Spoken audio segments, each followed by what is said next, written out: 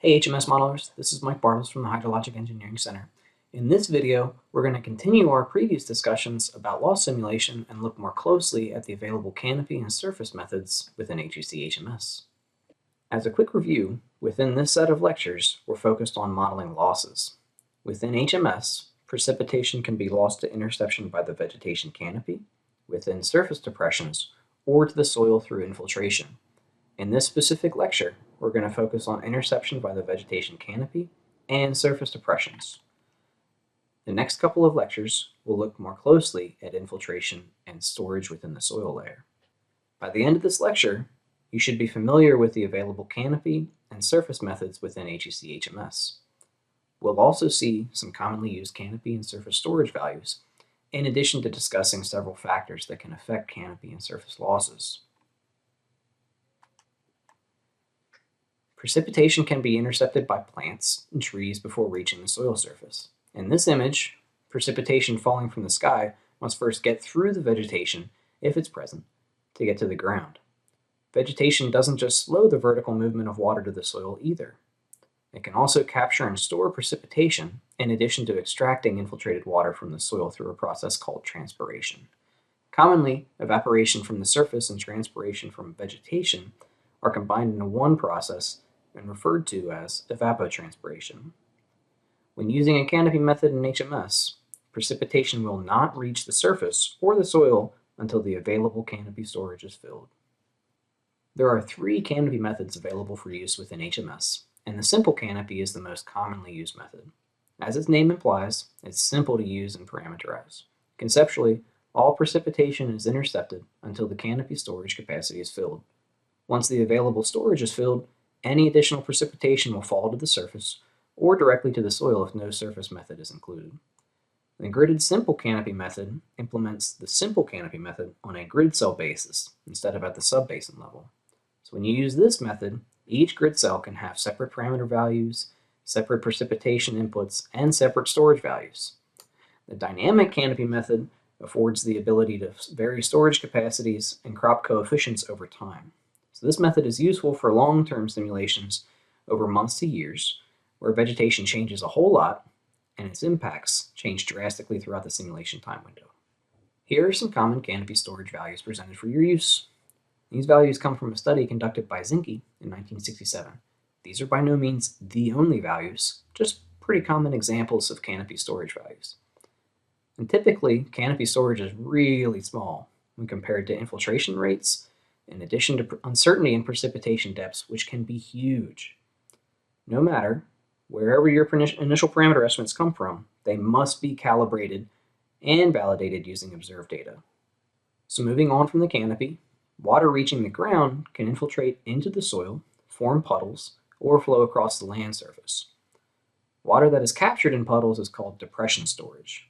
And depression storage results from micro or macro relief depressions in the surface topography that store water.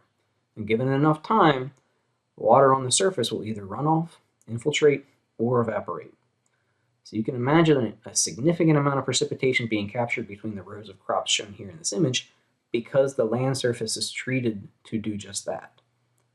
So when using a surface method in HMS, runoff will not begin until the precipitation rate exceeds the soil infiltration capacity and depression storage is filled. There are two surface methods available for use within HMS. The simple surface is the most commonly used surface method. Similar to the simple canopy method, this method is simple to use and parameterize as its name implies. All precipitation is captured and stored on the surface until the available storage is filled. So once the storage is filled, all further precipitation will go directly to the soil layer.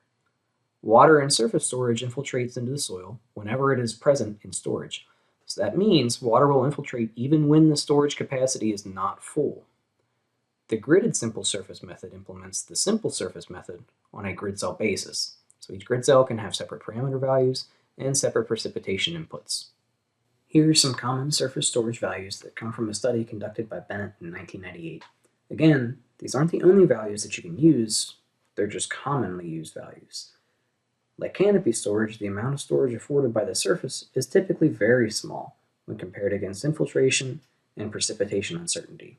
Don't forget, these values must be calibrated and validated no matter where they come from. While surface storage isn't commonly a huge concern when simulating runoff from a watershed, within areas like the upper Midwestern United States or agricultural areas subjected to conservation practices, surface storage amounts can be relatively large. Here's one such example. You can see why these areas are commonly referred to as prairie potholes.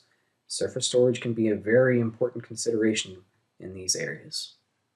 Now, moving on to some factors that can affect canopy and surface storage. While there are numerous phenomena that can alter canopy and surface storage, the type of storm, time of year, vegetation type, and vegetation density are typically the most impactful things to consider. So this is a very, very important topic if your watershed is different than what you're referencing. For instance, if it rains in the winter when the leaves have fallen off deciduous trees, there's going to be less canopy storage available than if it rains in the summer. Overland slopes can also drastically impact the available surface storage. Generally, the steeper the area, the less surface storage is going to be available. So special consideration must be given to drought and wildfire. As exemplified in recent years within the Western United States, drought and wildfire can heavily impact canopy interception and surface depression storage. And this image here is from Blue River Lake in Oregon, which is a USAID project. Notice the stark brown areas on the hillside. These areas were ravaged by wildfires in 2020. The amount of storage available in these areas is going to be drastically different than unburned areas and has to be taken into consideration. All right, in this video, we discussed the canopy and storage methods that are available for use within HMS. I also presented a few examples of common canopy and surface storage values from published literature that you can use. It's important to remember that typically the amount of loss due to the canopy and surface are very, very small, especially when compared to infiltration into the soil in addition to uncertainty in meteorologic inputs. However, there are geographic areas and modeling applications where canopy and surface storage can be incredibly impactful. We also saw that canopy and surface storage can be impacted by numerous factors and should be considered when choosing a modeling approach and supplying parameters. Within the next lecture in the series, we're going to focus on infiltration methods that are available for use within HMS.